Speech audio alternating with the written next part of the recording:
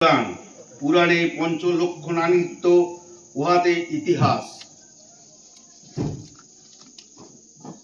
সৃষ্টিতত্ত্ব নানাবিধ রূপকের দ্বারা দার্শনিক তত্ত্ব সকলের বিবৃতি প্রভৃতি বহু বিষয় আছে। বৈদিক ধর্ম সর্বসাধারণের প্রচার করিবার জন্য পুরাণ লিখিত হয়। বেদ যে ভাষায় লিখিত তাহা অতি প্রাচীন। অতি অল্প সংখ্যক পণ্ডিতই ওই গ্রন্থের সময় নিরূপণে সমর্থ। পুরাণ সমসাময়িক লোকের ভাষায় লিখিত, উহাকে আধুনিক সংস্কৃত বলা যায়।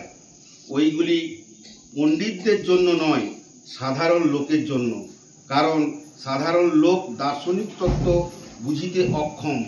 তাহাদিওকে ওই সকল তত্ত্ব বুঝাইবার জন্য স্থূলভাবে সাধু, রাজা ও মহাপুরুষগণের জীবনচরিত এবং ওই জাতির মধ্যে যে সকল ঘটনা সংঘটিত হইয়াছিল সেইগুলির মধ্য দিয়া শিক্ষা দেওয়া হইত।